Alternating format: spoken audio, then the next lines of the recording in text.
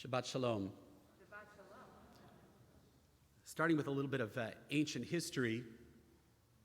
When I was in rabbinical school, I was given an assignment the very first year of freshman homiletics to give a sermon on either the 9th of Av or Yom HaShoah. 9th of Av, of course, which we are observing starting tonight and into tomorrow, and Yom HaShoah, which we observe right after Passover. And at the time, it was my first year of rabbinical school, and it seemed like a fairly benign assignment for our instructor to give to us. Choose one, Tisha B'Av or Yom HaShoah. These two are connected. Why? They're tragedy, right? They're tragic holidays, and so obviously whatever sermon you give for one would be interchangeable with the other one. So as long as you as a rabbi can come up with a good, sad sermon, this will stand you in good stead.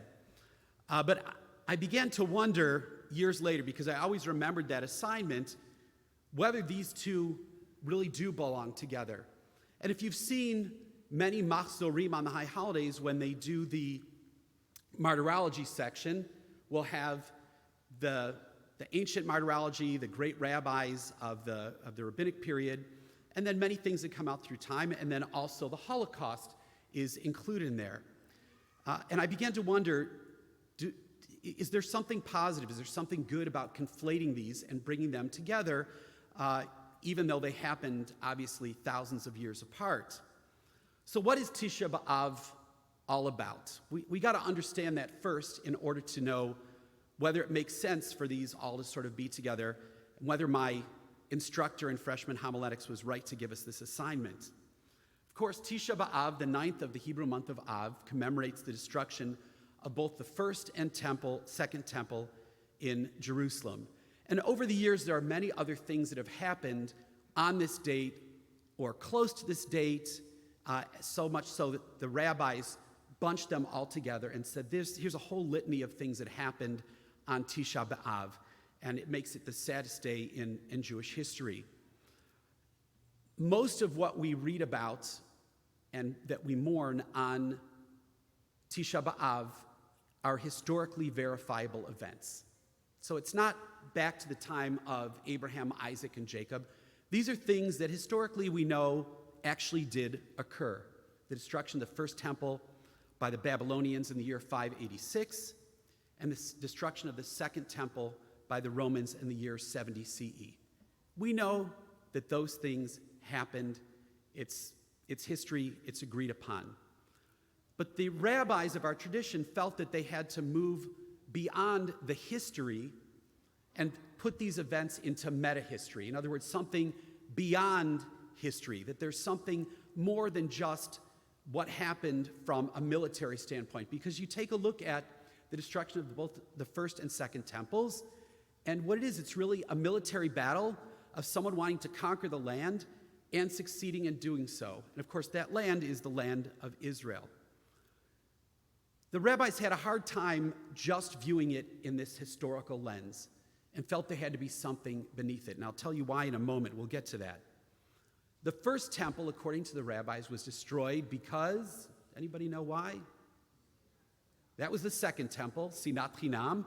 First temple, right, idolatry was one of them, but there was a strong sense, if you take a look at the prophets, that the children of Israel were following all of the rituals, right? They would bring their offerings when they needed to. They would observe Shabbat as they observed Shabbat. They would keep kosher. But then when it came time to protect the innocent, to support the orphan, to look out for the widow, it just wasn't there.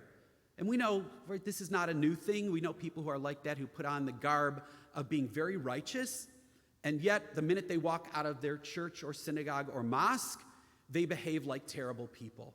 And this was, according to the rabbi, the sin of the Israelites at the time of the first temple. And so God brought the Babylonians to come and destroy the temple and to put us into exile so that we might learn from our mistake and we might correct ourselves. The second temple, as you noted, Sinat Chinam, which means unbridled hatred. People simply couldn't get along with each other within the Jewish world. We had the Sadducees and the Pharisees and the Essenes, and there were people who were politically on the left and on the right and in the middle, and there was very little cooperation among the children of Israel, even though we always think of ourselves as Am Echad, Lev Echad, one people with one heart. And so the rabbi said this is what brought about the destruction of the second temple. But why did the rabbis need to put it into that kind of context? Why did they need to assign the destruction of the first temple to this lapse in moral and ethical behavior, and the second temple in terms of sinat chinam? Because there's a theological problem with having your temple destroyed.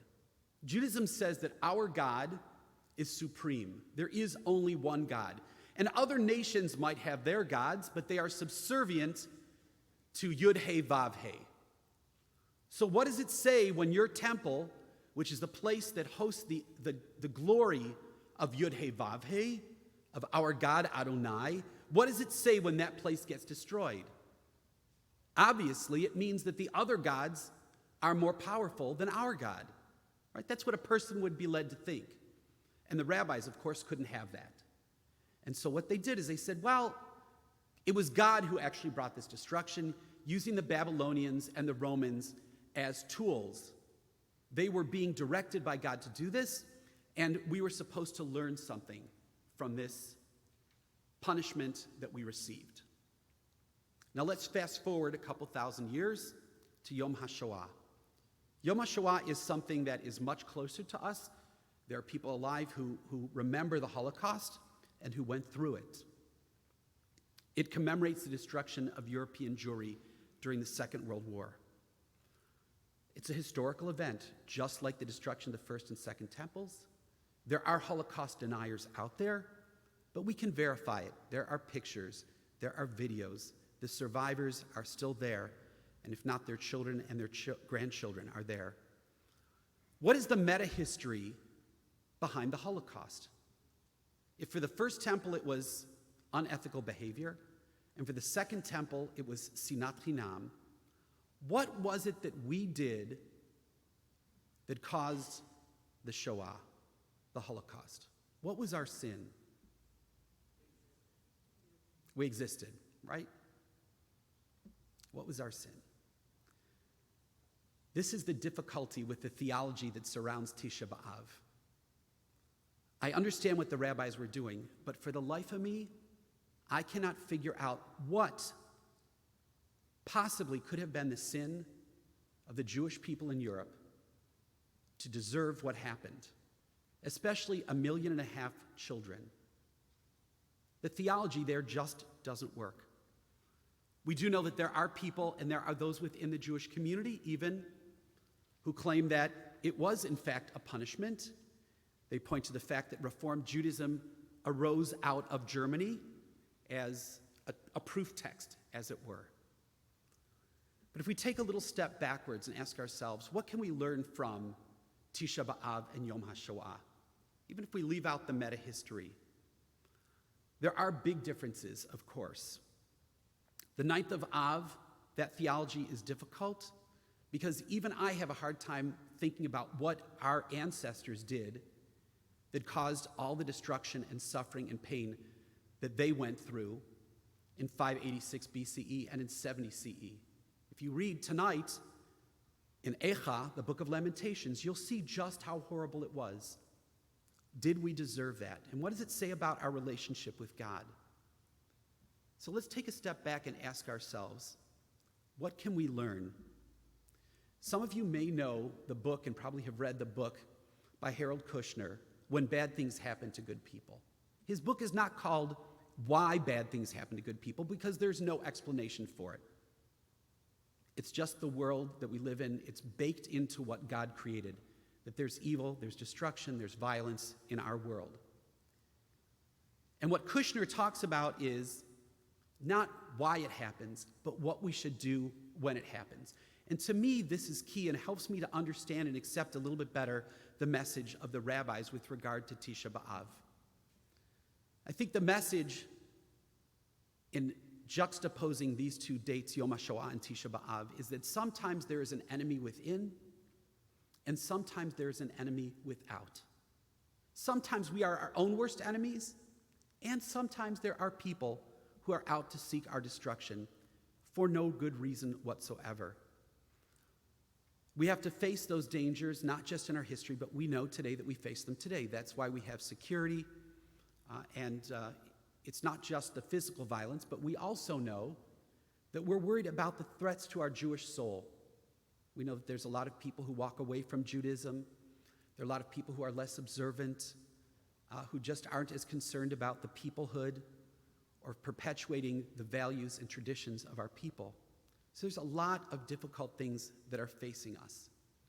But I come back to the question again, what should Tisha B'Av and what should Yom HaShoah teach us? And I think here we can take a lesson from our brothers and sisters in the land of Israel.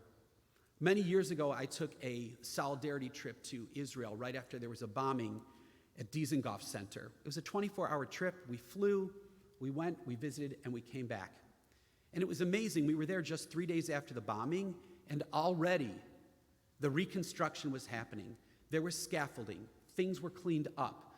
Windows were going in. People were hammering together and sawing and doing whatever it needs to be done in order to rebuild.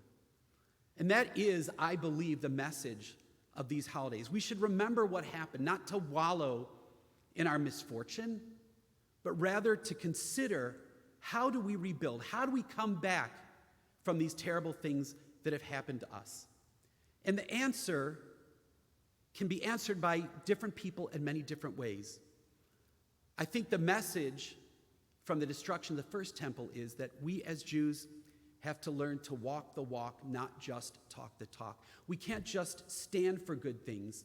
We actually have to walk and do for good things.